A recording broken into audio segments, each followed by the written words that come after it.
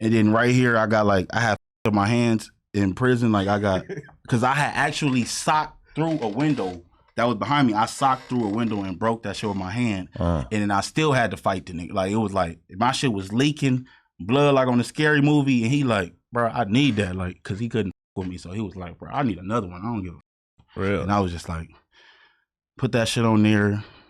Get out with him. As soon as I see the other person bleeding all over the place, the last thing I want to do is touch them. yeah, that shit get the get the f out of here. But honestly, speaking on that, I wanted to beat Aaron the Plumber ass, and then when I beat his ass, I wanted to have some of his blood on my gloves, wipe that shit on my pants, and hang that shit up at my house.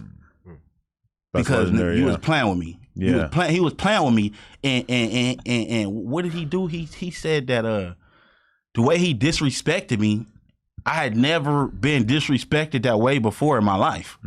So he had said, I was on the stream with Aiden, and he had said, he was like, I let her talk, she need to let me talk. And I'm like, damn, like that was disrespectful as like that was worse than calling me a bitch. Like that was like, I'd never seen somebody refer to a man as her. I'd never even seen that shit before. Yeah. So I was like, I'm gonna f him up. That's crazy that he would say that though, because the only people I ever really known who do that is gay dudes. Because I remember one time I was on a date with a girl and she had some gay roommates, and I walk into her apartment and one of the gay dudes looks up at me and just goes to her, he goes, she's cute. And I just remember being like, what the f? Like, I was so confused.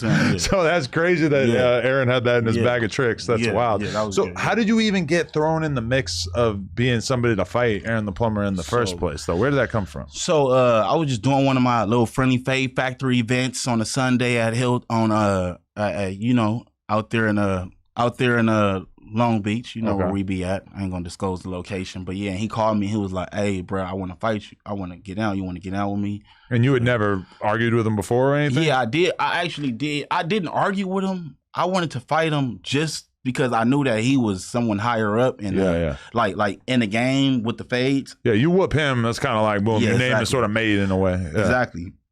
And for me, excuse me.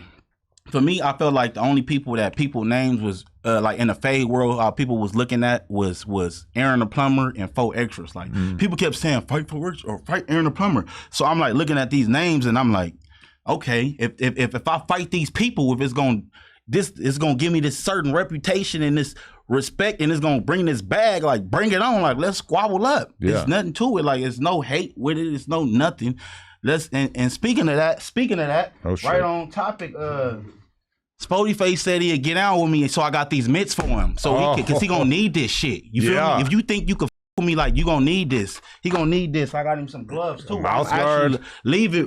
I'm gonna leave it for him. Wow. I'm gonna leave it for him because you gonna need this shit. You feel me? You can't just with me off the dribble. That's crazy. That's crazy. You heard that? That's crazy. But we got a fade for you, brother. Yeah, exactly. But you know, like I'm saying, it's we gonna. I respect. You know what I mean? He calling out a fade. I don't think it's like nothing burnt out. It's like he want to get down for the same how I said with Aaron. Like, oh, I do the fade shit. Respect, like it come with all the shit. Like, oh, y'all respect him in the squabbles. Like, I'll squabble him. Like, I feel like it's on that. Yeah. But at the same time, you're gonna need these mitts. You're gonna have to get ready. You're gonna have to get ready. Wow. Okay, that's fire. Yeah, I mean, it's pretty crazy because with you and Aaron the Plumber, you were the betting favorite going into that, which is kind of impressive because if you just look at him, he's hella muscular, big ass brolic dude, and you're a little bit skinnier and shit. But the dudes who are making the odds, I guess they seen your fight footage, they saw some shit of him, and they decided that you were the favorite, which must have felt pretty good going into that. Yeah, I mean, I knew what I came to do. Like, I'm writing a book. My life is a book. I'm writing a book and I'm writing this shit myself. I ain't finna put nothing in this. I don't want to go in here. So when I wake up, I'm moving that way. I'm thinking of this, that. I'm thinking of every scenarios. I'm thinking of this and that and how I would rather my story end than to go a certain way. I'm thinking of that shit every day. And so he stood no chance. He stood no chance. Like his best bet, everything happens for a reason. His best bet was to stay the fuck away from me. You feel what I'm saying? And like I say, people die in the ring, all type of shit. The way how I'm coming, who would have knew?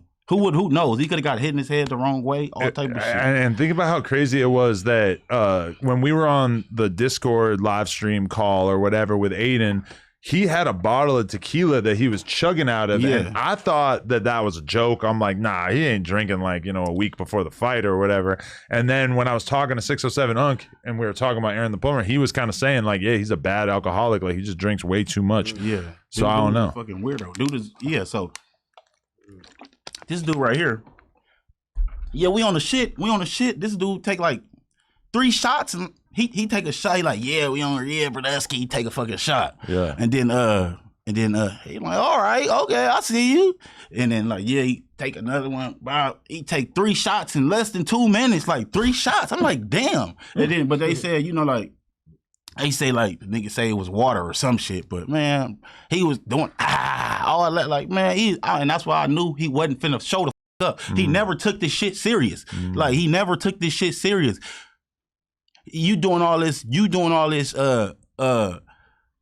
publicity shit. Like you in a turtle costume, punching a bag. You doing all this goofy shit, saying all the shit you gonna do. You getting all this promo. But when it comes to like doing real shit, you ain't really you're not showing us on a diet. You're not showing none of the real shit. I seen you getting a cheeseburger, talking about you just got a free burger and shit like that. Like we finna fight. Why is you not acting like somebody that got a fight coming up? You know what I'm saying? And I thought that he just like, bailed out of the fight and just didn't want to do it. But I was talking to my boy Jordan from Brand Risk, who does the whole thing with Aiden, and Jordan was kind of telling me like that not only did he go to his doctor and get diagnosed with like broken fingers or whatever reason he said he couldn't fight, but then they made him go to a separate doctor because they were really trying to confirm that he actually had an injury, and they said that their doctor confirmed it as well. But still, it just stood out as kind of spooky. Like, why are you doing that 2 days before the fight when K-Mac is already out there and shit? Yeah, so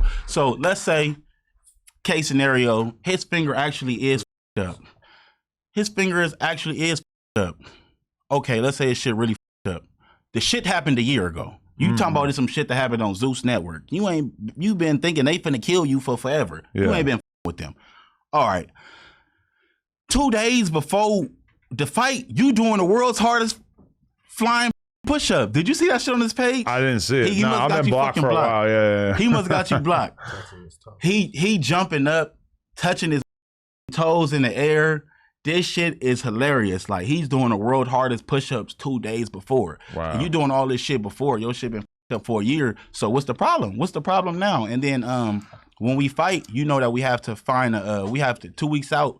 We gotta get medically cleared. Yeah. You got medically cleared 2 weeks out. And now this year, huge pain in the ass. You got to drive to all these different doctors and shit. Come on, bro. It's a whole eyes day. Checked, everything. Yeah. Everything. Eyes checked, all of that shit. And so now you mean to tell me 2 days before you got tendinitis, nigga? Tendinitis is crazy. I got tendinitis too, and it was a pain in the ass getting ready for that fight because it really does hurt like a. But it's not something that just pops up. It's like, and if anything, it's like you should take it easy in the like week or 10 days before the fight so that your forearms will feel better and shit, because that's really like where the pain is kind of like radiating through from your elbow and shit. Yeah, that's what he said. He said he got his elbow injured, and then I heard that he had got up sparring like 6 days before. Yeah. Why the fuck are you sparring 6 days before? That's why I had hit him up. I had told him. I said, look. I hope you. I said, if you still training, it's too late for you. We 2 weeks into the fight. If you still training, it's too late. I'm about to stop training, and I'm ready to just beat your ass. Now I'm just sleeping, resting my body. Yeah. Cucumbers on my eyes, getting ready to beat your ass. So this dude is like, he like, what, bro? You popping it.